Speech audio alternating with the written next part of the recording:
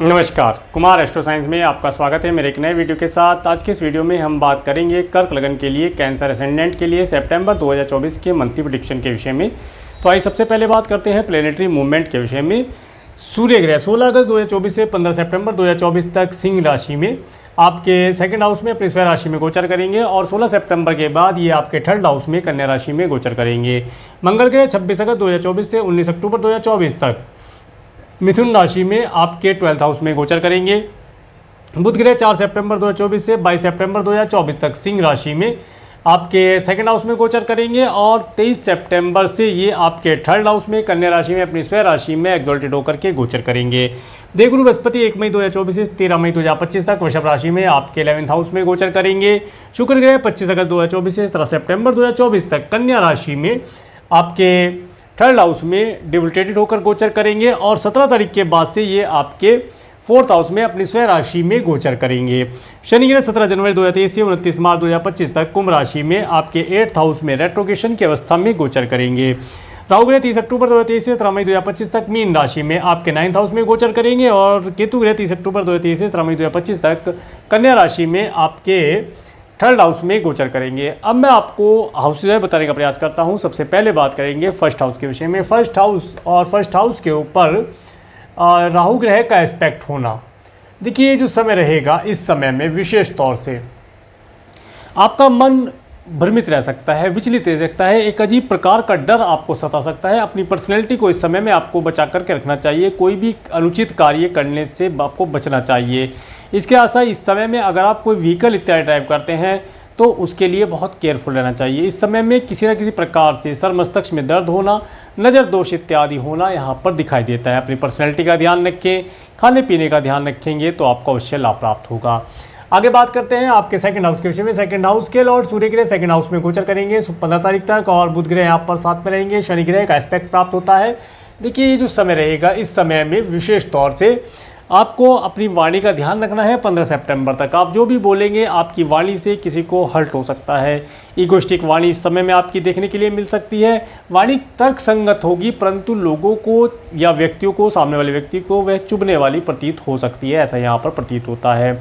इसके आसार इस समय में विशेष तौर से आप जो भी फूड खाएं उसे ठंडा करके खाएं, गरम गरम खाने का प्रयास न करें, अदरवाइज मुंह के अंदर अल्सर होना, छाले होना जैसी प्रॉब्लम यहाँ पर होती हुई दिखाई देती है।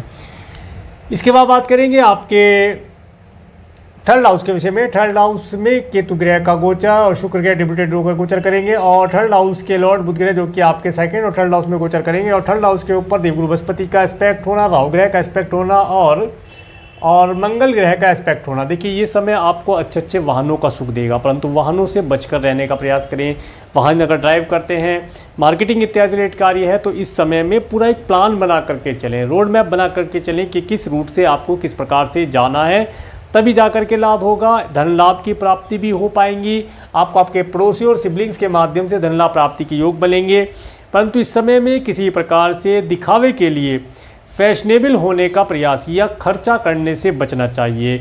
इसके साथ ये समय अवधि आप 16 सितंबर के बाद का समय आपको सरकारी व्यक्तियों से नेम फेम मिलना, धन लाभ मिलना, उनसे कुछ लाभ जैसी स्थितियां प्राप्त होना दिखाई देता है। इसके साथ साथ इस समय में आपको कोई मेल इत्यादि अगर करते हैं तो उसके अंदर शुभ और अच्छे शब्दों का प्रयोग करने से लाभ प्राप्त होता दिखता है।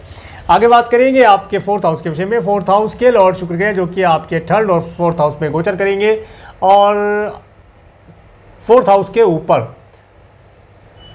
के ऊपर किसी ग्रह का एस्पेक्ट नहीं आ रहा है। देखिए, ये जो समय रहेगा इस समय में जब शुक्र ग्रह 17 तारीख के बाद अपनी स्वयं राशि में आएंगे, 17 तारीख तक अपने वाहन को अगर आप चेंज करना चाहते हैं तो नहीं करना चाहिए, रुक जाना चाहिए। कोई रेनोवेशन वगैरह कराना है, डेकोरेशन कराना है घर का या वाहन का, उसके लिए रुकना चाहिए। माता तुल्य स्त्रियों की हेल्थ के लिए केयरफुल रहना चाहिए।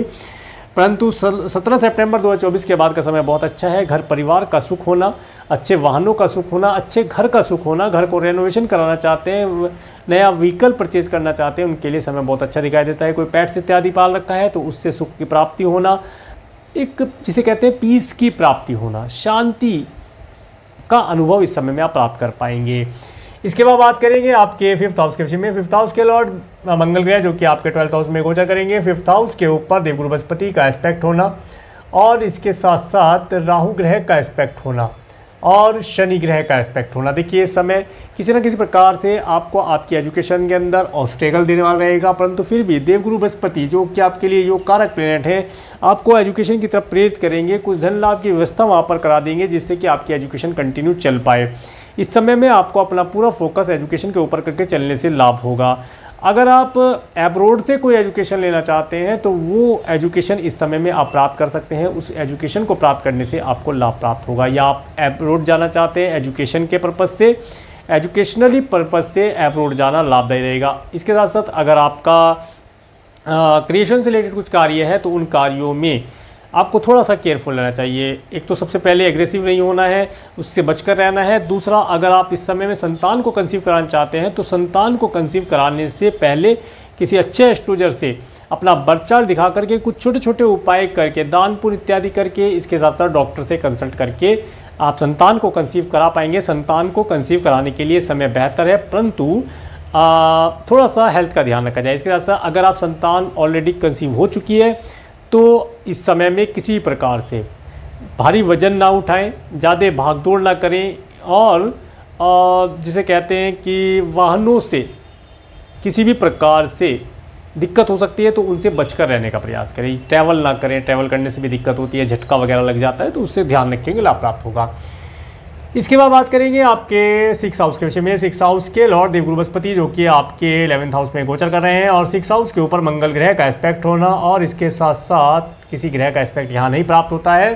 देखिए जो समय है, इस समय में आप अपने एनिमी से भी धन लाभ प्राप्त कर लें, ऐसे योग यहाँ मिलते दिखाई देते हैं। थोड़ा कोई भूमि इत्यादि से रिलेटेड कार्य है, वाहन से रिलेटेड कोई कार्य आपका पेंडिंग था या आपने किसी मित्र को धन दिया था तो वो इस समय में आपको प्राप्ति होता हुआ दिखाई देता है। परंतु यहाँ पर एक विशेष चीज़ ध्यान रखें, मित्रों से भी अपनी सीक्रेट बातें शेयर ना करें, अदरवाइज वो आने वाले समय में आपके लिए हानिकारक हो सकती हैं। मैटरनल अंकल आंटी से अगर आप कोई लाभ लेना चाहते हैं तो लाभ की स्थिति यहाँ नहीं बनती है, उनसे बचकर रहने का प्रयास करें। आगे बात करते हैं आपके 7th हाउस के विषय में। 7th हाउस के लॉर्ड शनि ग्रह जो कि आपके 8th हाउस में रेट्रोग्रेशन की अवस्था में गोचर कर रहे हैं और 7th हाउस के ऊपर देवगुरु बृहस्पति का एस्पेक्ट होना, पॉजिटिव एस्पेक्ट होना लाभदायी दिखाई देता है। मंगल ग्रह का एस्पेक्ट भी है। देखिए जिन बच्चों का विवाह नहीं हो पा रहा था उनके विवाह के लिए रिश्ते आने के योग बनते हैं, धन लाभ प्राप्ति के योग व्यापार में मिलते हुए दिखाई देते हैं, काफ़ी एनर्जेटिक रहेंगे। इस समय में आप देखेंगे अगर आप मैरिड हैं तो आपका स्पाउस थोड़ा सा एग्रेसिव होगा, उसे यात्राएं करना, टूर ट्रैवल करना, घूमना फिरना इत्यादि, मॉल में जाना, धन खर्च करना, ऐसा यहाँ पर शौक लगेगा। तो इस समय में आप अपना बजट बना करके चलेंगे तो लाभ प्राप्त कर पाएंगे। अदरवाइज हैप्पीनेस तो यहाँ पर आपको मिलती है, ट्रैवल का सुख मिलता है स्पाउस के साथ में। देखिए अगर आप बिजनेस करते हैं, व्यापार करते हैं, वहाँ पर कोई नया बिजनेस पार्टनर आप ऐड करना चाहते हैं तो बिजनेस पार्टनर ऐड कर सकते हैं, उससे धन लाभ लेना चाहते हैं, एडवाइस लेना चाहते हैं, वो मिलती दिखाई देती है। व्यापार के लिए अच्छा समय है, फॉरेन लैंड पर रहने वाले लोगों से आपको ये जोड़ेगा। इसके बाद बात करेंगे आपके 8th हाउस के विषय में। 8th हाउस में शनि ग्रह जो कि रेट्रोग्रेशन की अवस्था में और 8th हाउस के ऊपर किसी ग्रह का एस्पेक्ट है। सूर्य और बुध ग्रह का एस्पेक्ट यहाँ मिलता हुआ दिखाई देता है और किसी ग्रह का एस्पेक्ट यहाँ नहीं मिलता है। देखिए ये जो समय रहेगा, इस समय में आपको आपके कुटुंब के सदस्यों से, आपके स्पाउस के परिवार वालों से अगर कोई चल संपत्ति मिलनी है तो उसके अंदर गवर्नमेंट को इंक्लूड करके या गवर्नमेंट की सहायता लेकर के आप लाभ प्राप्त कर सकते हैं। इस समय में जो साइंटिस्ट वर्ग के लोग हैं उन्हें अगर अपना कोई प्रोजेक्ट जो उन्होंने रिसर्च किया है उसे अप्रूव कराना है, पेटेंट कराना है, तो गवर्नमेंट की सहायता लेकर के उसे 15 तारीख तक अप्रूव करा लिया जाए तो लाभदायी रहेगा। इसके साथ जो किसान भाई हैं अगर वे सरकार से कुछ फसल के लिए या खेती के लिए या यूरिया इत्यादि, खाद इत्यादि के लिए गवर्नमेंट से कुछ हेल्प लेना चाहते हैं तो 15 तारीख तक का समय उन्हें हेल्प दिलाता हुआ दिखाई देता है। इस समय तक अपने कार्य को पूर्ण करके वे लाभ प्राप्त कर सकते हैं। विशेष तौर से इस समय में चलते समय, व्हीकल ड्राइव करते समय, रोड पर चलते समय अपने पैरों का ध्यान रखें, पैर में चोट खरोच लगने की संभावना बनी हुई है। इसके बाद बात करेंगे आपके 9th हाउस के विषय में। 9th हाउस में राहु ग्रह का गोचर। 9th हाउस के लॉर्ड देवगुरु बृहस्पति जो कि आपके 11th हाउस में गोचर कर रहे हैं। 9th हाउस के ऊपर केतु, शुक्र, सूर्य, बुध का एस्पेक्ट होना और किसी ग्रह का एस्पेक्ट नहीं है, बस यही सभी ग्रह इधर एस्पेक्ट डाल रहे हैं।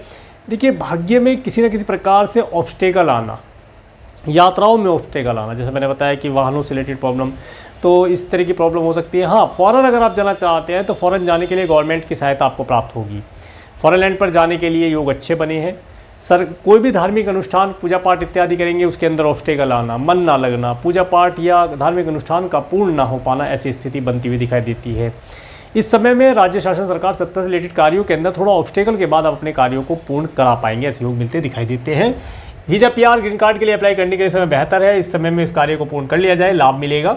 इसके बाद बात करेंगे आपके 10th हाउस के विषय में। 10th हाउस के लॉर्ड मंगल के जो कि आपके 12th हाउस में गोचर कर रहे हैं और 10th हाउस के ऊपर शनि ग्रह का एस्पेक्ट है और किसी ग्रह का एस्पेक्ट यहाँ नहीं है। देखिए ये जो समय रहेगा, इस समय में आप अपने कार्य क्षेत्र के अंदर थोड़ा सा आप सोच विचार करके कार्य करें कि क्या कार्य करना आपके व्यापार व्यवसाय के लिए अच्छा रहेगा। दूरदृष्टिता से कार्य करेंगे सोच विचार करके तो लाभदायी रहेगा। लॉन्ग टर्म विजन बना करके चलिए। सब चीज़ें जल्दी प्राप्त नहीं होंगी, स्टार्टिंग में स्ट्रगल रहेगा, परंतु लाभ आपको अवश्य प्राप्त होगा। इस समय में आप अगर अपने व्यापार व्यवसाय में इंपोर्ट एक्सपोर्ट से रिलेटेड कोई कार्य करते हैं या फॉरेन लैंड से या अधिक दूरी से कोई प्रोडक्ट सर्विस ला करके ऐड करना चाहते हैं, उसके लिए समय बेहतर है, लाभदायी रहेगा। आगे बात करेंगे आपके 11th हाउस के विषय में। 11th हाउस में देवगुरु बृहस्पति का गोचर, 11th हाउस के लॉर्ड शुक्र के जो कि आपके 3rd और 4th हाउस में गोचर करेंगे। 11th हाउस के ऊपर केतु ग्रह का एस्पेक्ट होना। देखिए जो समय है, इस समय में आप अपने धन को संचय अगर करना चाहते हैं तो संचय कर पाएंगे। संचय करने के लिए समय बेहतर है, सेविंग करने का प्रयास कीजिएगा, परंतु किसी प्रकार से मिसगाइड होने से आपको बचना है। मित्रों से थोड़ा सा मिसगाइडेंस हो सकता है, उनसे थोड़ा सा केयरफुल रहें। वैसे तो आपके जो मित्र हैं वे अच्छे हैं, आपको अच्छी एडवाइस देते हैं, परंतु कुछ मित्र ऐसे हो सकते हैं जो आपको इस समय में मिसगाइड कर दें, उनसे आपको थोड़ा बचकर रहना है। पार्टी इत्यादि करते हैं तो सभी प्रकार से सात्विक रहने का प्रयास कीजिएगा, लाभ प्राप्त होगा।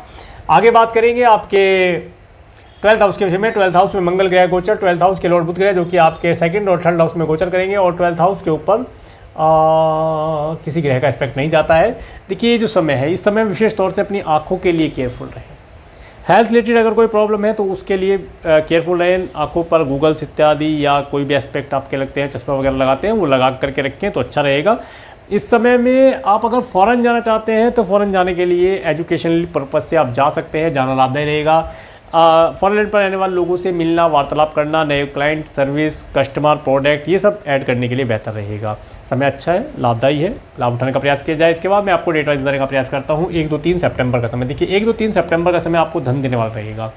इस दिन धन का आवागमन होना, अच्छे स्वादिष्ट भोजन का लाभ होना, अच्छी वाणी का सुख प्राप्त होना, अच्छी वाणी से अपने कार्यों को पूर्ण करा पाना, सब चीज़ों को सुख मिलेगा। 4-5 सितंबर का समय, ये जो समय रहेगा, इस समय में टूर ट्रैवल का सुख होना, कुछ पड़ोसियों सिबलिंग्स से हेल्प मिल पाना, कुछ राइटिंग इत्यादि के कार्यों से लाभ होना, कम्युनिकेशन से लाभ मिलता हुआ दिखाई देता है। 6-7-8 सितंबर का समय, ये समय आपको विशेष तौर से अपनी माता तुल्य स्त्रियों से लाभ दिलाने वाला रहेगा, अच्छे घर का सुख दिलाने वाला रहेगा, अच्छे वाहन का सुख इस समय आप प्राप्त कर सकते हैं।